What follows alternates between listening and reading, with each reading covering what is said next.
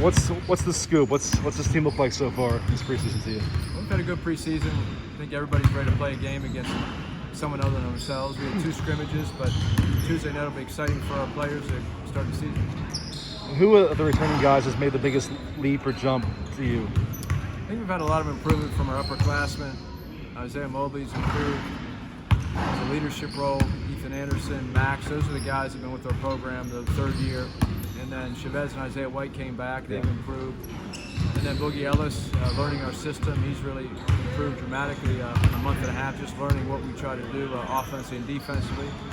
And our freshmen are coming along, and we have three very talented guards and a big, hairy Hornery. And Bubakar is, as a sophomore redshirt freshman, he's really improved as well. So we're excited about the development of our players. I think we'll see if they go produce when the lights turn on, and that's Tuesday night. When you say Isaiah, you've seen a lot of improvement from him. Like, what areas stand out to you the most? I think he's improved his perimeter shooting. I think you saw that in the NCAA tournament last year. Made some threes. He's confident at the three-point line. He's a very good passer, a very good decision maker, and defensively he's outstanding. Joshua Morgan and Isaiah are probably the 2 best post defenders. Chavez is toughest because he's nonstop energy. So I think our front line will be very hard to play against because we have some versatility and they're very different offensively and defensively.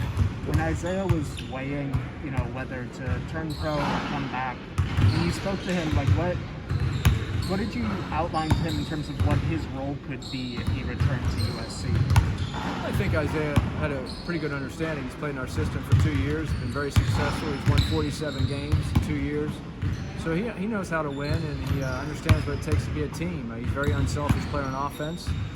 We do want him to be more aggressive and shoot more shot attempts from the field this year because he has expanded his range. He's a true inside-outside player right now.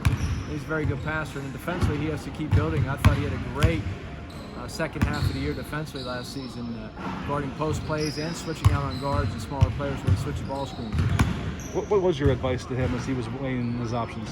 My advice is just to listen to the NBA scouts, the teams, what they're telling you, and evaluate what's best for you. We don't make decisions for our players. We just try to provide them the information and help them through the process. It's their decision, it's their career, and I think he made a very wise decision because he's going to have a terrific junior season, and I think he'll be ready to play professional basketball very soon and have an NBA career. Looking back on last season, what do you think unlocked that late three-point surge from him down the stretch? Well, he's been a developing shooter over the last 2 years. I think he's shooting the ball at a high level from the perimeter, and he's a better free throw shooter. He just has to do it all together in the games, and we'll rely on him to score double digits every night for us. He has to produce in the offensive end if we're going to be a good team. Ethan had the back issue last year that really limited, what he could do and how he could contribute.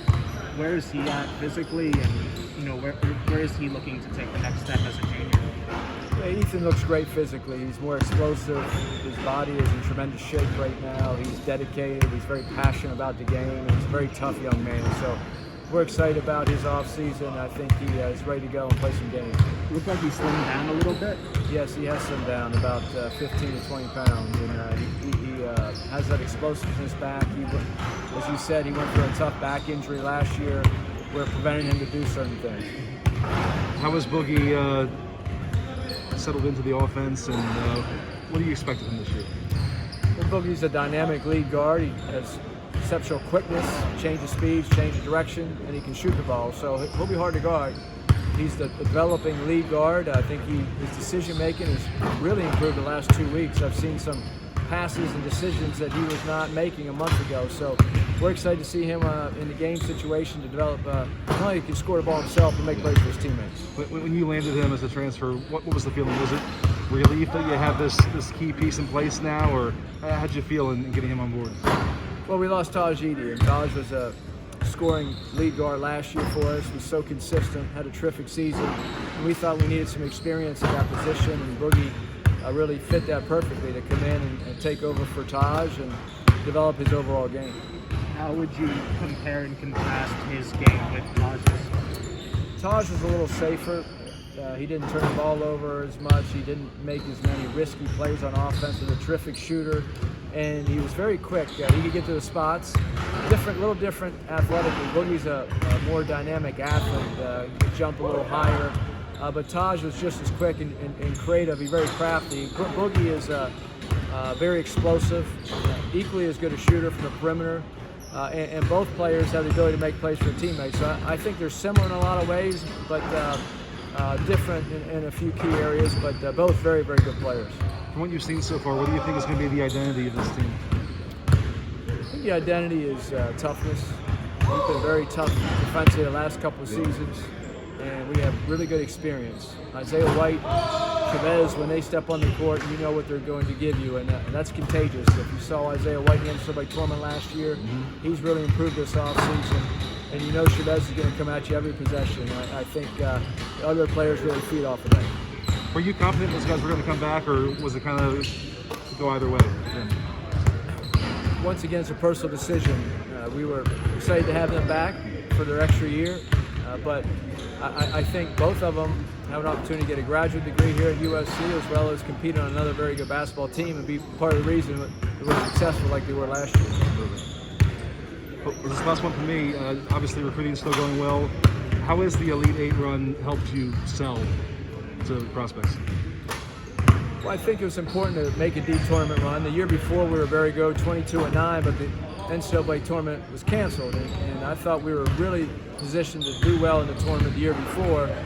So I was happy that we actually got to play because our players deserved it. They had a great regular season, and then to go to the Elite Eight, second time in 67 years, has put USC basketball in a national spotlight. Regionally, we've been doing well last 6 years, 134 wins, but I think that for the nation to understand that players can come here, they can get a great education, they can go to the NBA. We just put 6 guys in the league the last 4.5 years, which is, I think, 3rd or 4th in the country as well. So I think USC basketball is on the rise, and I think players around the country and regionally are noticing that. And but it's a credit to the guys on our team and the guys that have been here. They deserve all the credit. They came here, took a chance on USC, and we're the reason that we are where we are now. And we're very happy for them. Great stuff. All right, thank you, Andy. Thank you.